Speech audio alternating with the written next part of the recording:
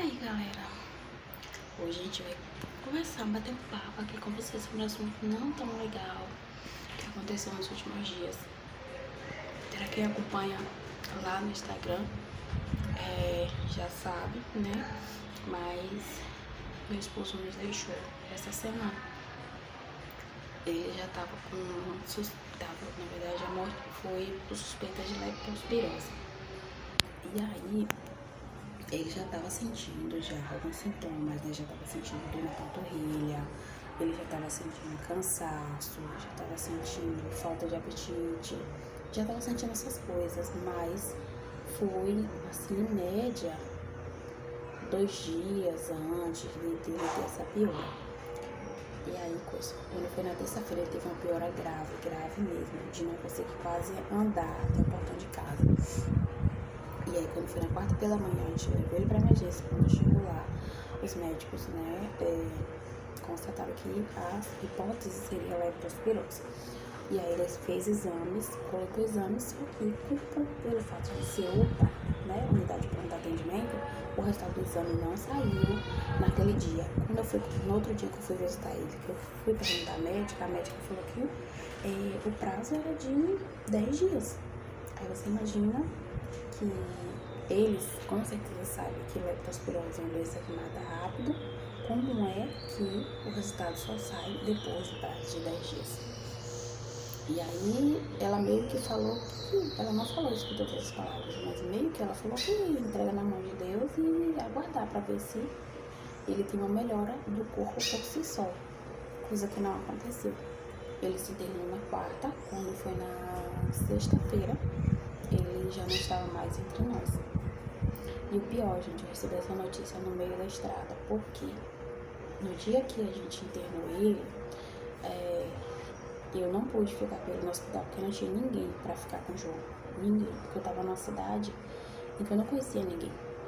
E aí, o que veio na minha cabeça, eu falei, eu vou levar ele lá pra minha cidade, deixo lá com minha mãe, pego o avião de volta e fico com ele no hospital.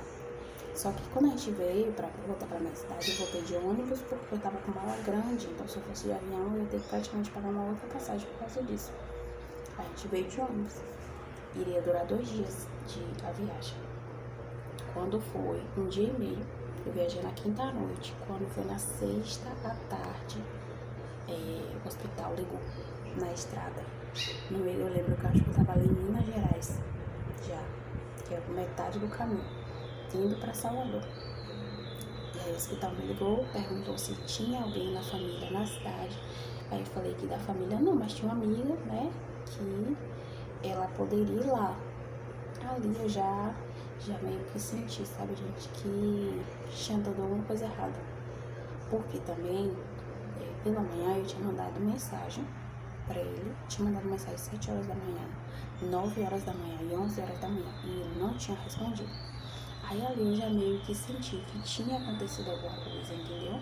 Mas ainda assim, ainda tava com a esperança dentro do meu coração que talvez, sei lá, talvez o hospital estivesse ligando porque precisava, sei lá, de doação de sangue, queria talvez transferir ele pra unidade de terapia intensiva, alguma coisa assim. Eu não imaginava que seria pra falar isso, né?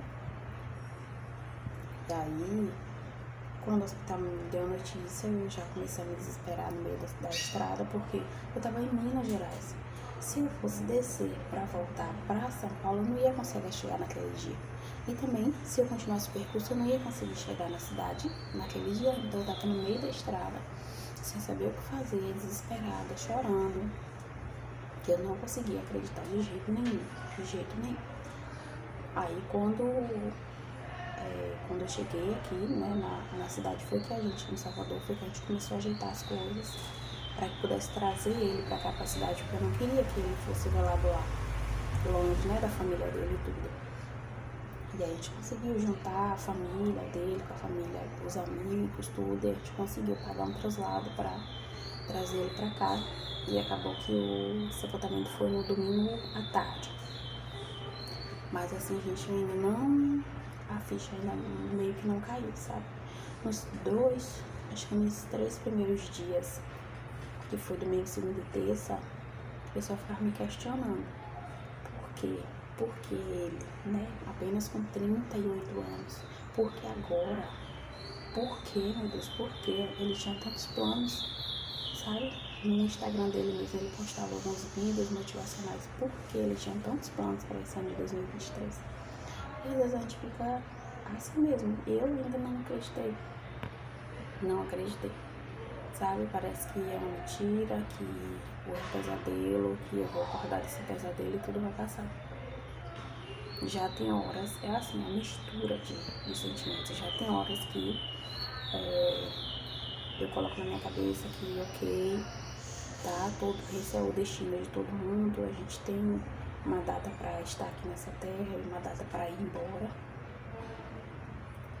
Mas eu ainda... E fica essa coisa assim, o pensamento fica uma hora se questionando, outra hora a gente acha que entende, que ok, tá tranquilo.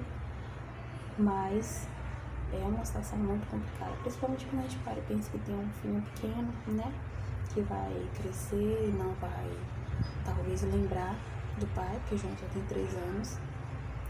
E a gente fica nesse questionamento, né? Será que ele vai lembrar?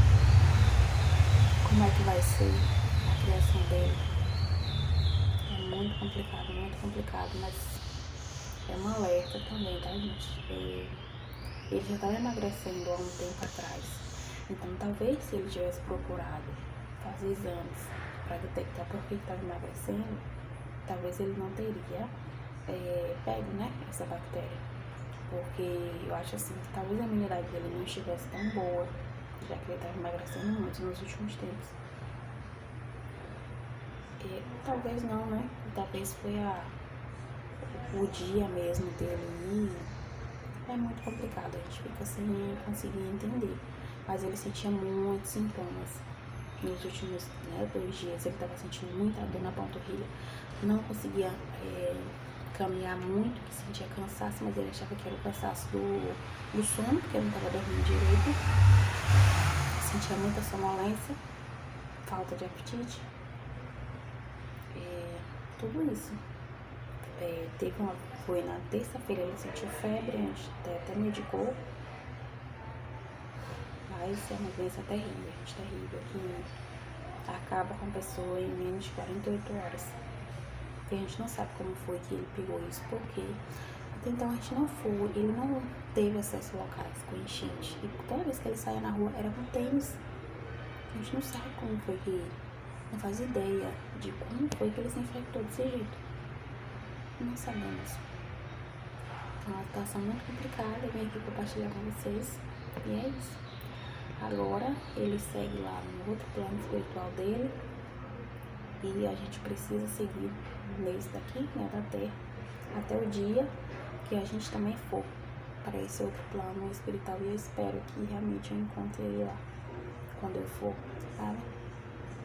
Mas é isso, gente. Beijo. Tchau, tchau.